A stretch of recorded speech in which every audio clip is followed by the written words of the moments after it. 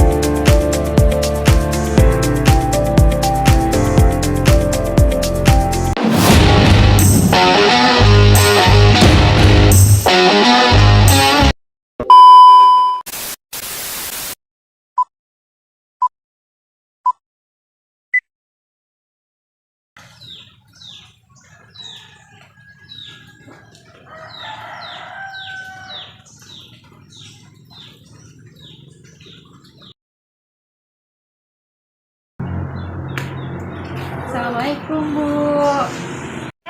Waalaikumsalam.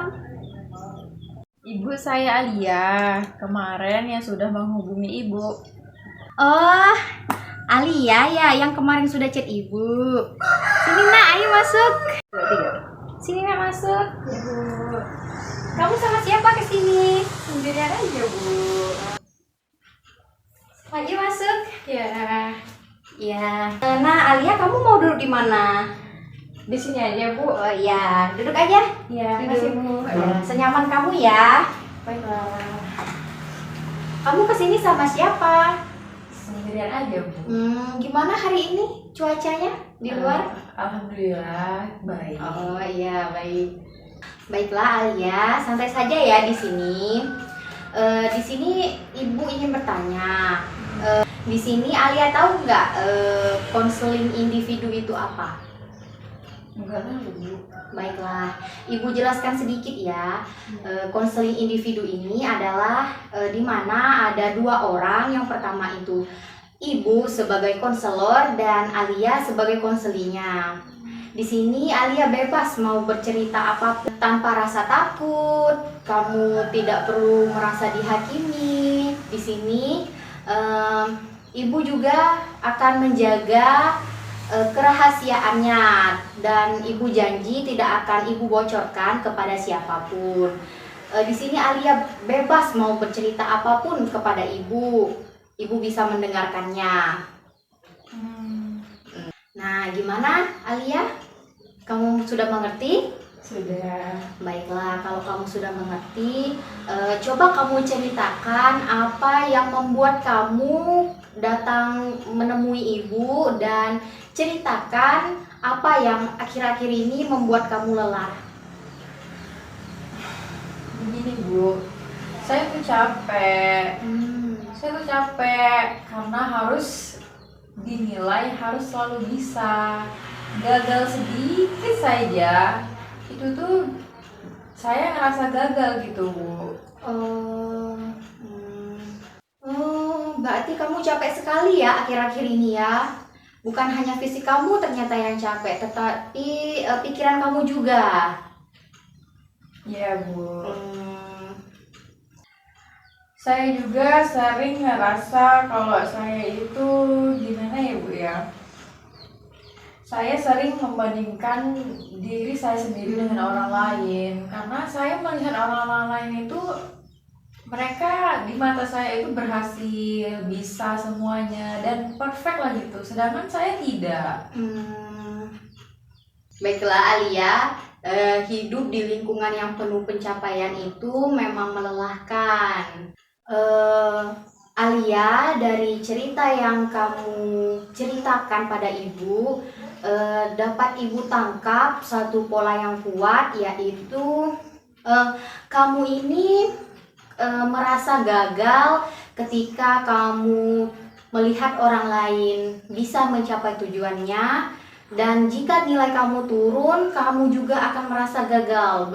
Benar begitu Alia? Iya Bu, seperti itu. Baik Alia, kamu kan ngerasa akhir-akhir ini kamu merasa tidak cukup ya. Kapan pikiran itu muncul? Biasanya pikiran itu muncul saat mengerjakan tugas atau saat melihat media sosial. Baiklah Alia, berarti dapat disimpulkan dari cerita kamu tadi bahwa tekanan terbesar itu datang dari standar tinggi yang kamu buat. Benarkah begitu Alia? Iya Bu, benar begitu. Soalnya saya tuh takut mengecewakan orang tua saya. Oke Alia, niat kamu untuk membanggakan orang tua kamu itu sangat baik. Tapi tanpa kamu sadari, kamu kelelahan sendiri dengan standar tinggi kamu itu. Menurut kamu, apa hal yang sudah kamu lakukan, yang sudah berhasil kamu lakukan sejauh ini? Sampai saat ini saya masih bertahan Bu. Bertahan ya. Bagus Alia, bertahan itu adalah kekuatan terbesar. Nah, untuk sekarang apa hal yang ingin kamu lakukan pertama kali? Yang pertama, saya ingin berhenti menyalahkan diri saya sendiri. Terus yang kedua, saya ingin mulai belajar tanpa stres. Iya bagus. Oke Alia, kita sepakati tujuan kita yaitu adalah belajar ramah kepada diri sendiri dan mengurangi overthinking. Begitu ya Alia? Iya Bu. Baiklah Alia, di sini Ibu merasa kamu cukup lelah karena memikirkan tuntutan yang membuat kamu itu merasa stres. Sekarang Ibu ingin mengajak kamu memikirkan hal yang lain sejenak, agar membuat kamu itu agak nyaman, agak tenang. Sekarang coba kamu tarik nafas kamu pelan-pelan. Oke, bayangkan momen apa pada minggu ini yang membuat kamu itu merasa agak nyaman. Apa ya Bu? Coba mungkin memikirkan. waktu saya mendengarkan musik di dalam kamar. Oke, baik. Nah, bagaimana perasaan kamu sekarang saat kamu mengingat momen-momen itu? Serasa lebih ringan, tidak seberat tadi. Nah, baik Alia, itu menunjukkan bahwa tubuh kamu itu butuh istirahat, butuh jeda, bukan hanya hasil yang kamu pikirkan. Nanti ketika pikiran gagal kamu itu muncul lagi, coba kamu ingat-ingat lagi momen apa yang membuat kamu itu nyaman, membuat kamu itu tenang, untuk mengalihkan fokus kamu seperti hal-hal yang tadi ya. Nah, walaupun hanya sedikit, sepertinya bisa membantu kamu untuk supaya kamu lebih nyaman, lebih tenang. Oke Alia, sekarang dari skala 1 sampai 10, seberapa kepercayaan diri kamu pada hari ini? Kira-kira di angka 5. Di angka 5, oke. Berarti kamu sudah punya modal. Kita tidak lagi mulai dari nol. Alia, Ibu ingin kamu tahu satu hal. Dari cerita kamu tadi, Ibu melihat kamu adalah pribadi yang bertanggung jawab dan peduli terhadap masa depan kamu. Oh, tapi saya nggak pernah mikir begitu, Bu. Wajar, tapi dengan kedatangan kamu ke ruangan konseling ini, itu menunjukkan bahwa kamu itu bisa, kamu itu kuat. Oh, gitu ya, Bu. Saya kira itu hal yang biasa. Tidak semua orang berani jujur. Ibu juga ingin menguatkan bahwa meskipun kamu lelah, kamu tetap berusaha, tetap ingin datang ke sekolah, dan tetap mau belajar, Alia. Oh, iya, Bu. Walau merasa berat. Itu justru menunjukkan kekuatan. Dalam situasi sulit, kamu tetap terlihat kuat.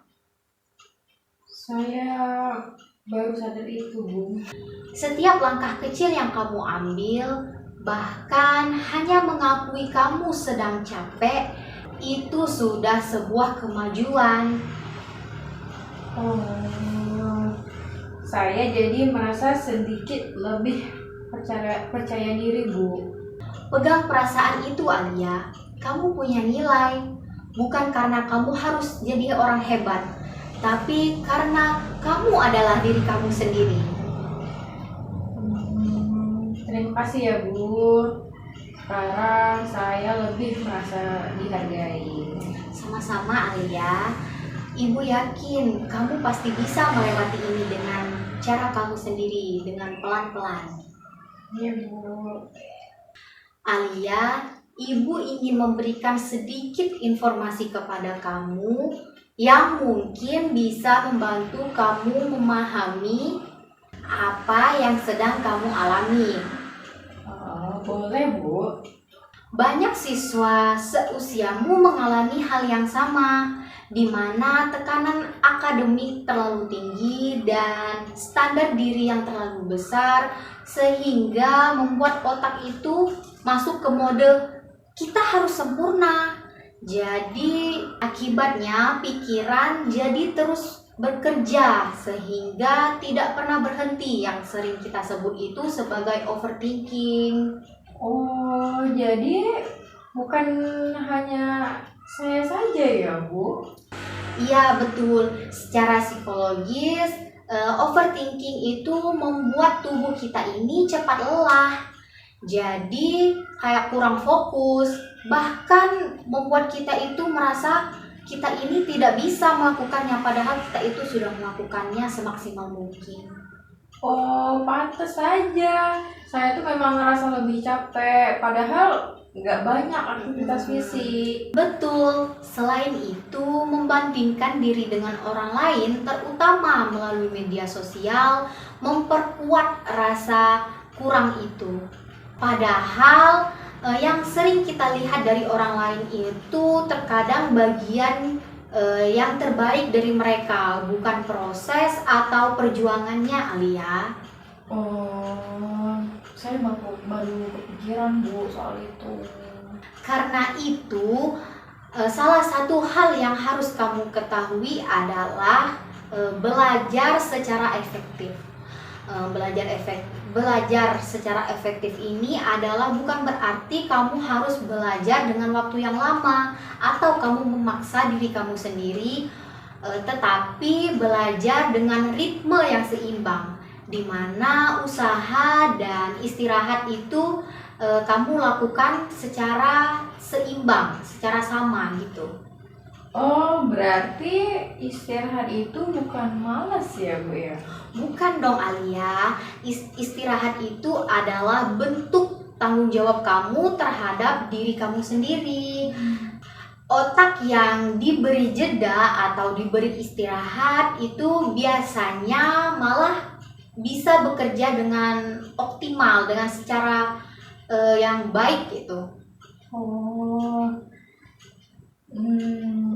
saya sering merasa bersalah, Bu, kalau berhenti belajar. Perasaan itu wajar, Alia. Tapi perlu kamu ketahui bahwa nilai akademik itu bukan berarti menilai kamu itu bukan pribadi kamu. Kamu tetap berharga, Alia, meskipun kamu sedang lelah dan kamu itu belum bisa mencapai tujuan yang kamu inginkan. Oh, saya jarang Bu dengar ucapan Ibu tadi. Maka dari itu, mulai sekarang kamu bisa belajar untuk merubah pikiran kamu dari kata-kata aku gagal, bisa kamu ubah menjadi aku sedang belajar dan tumbuh.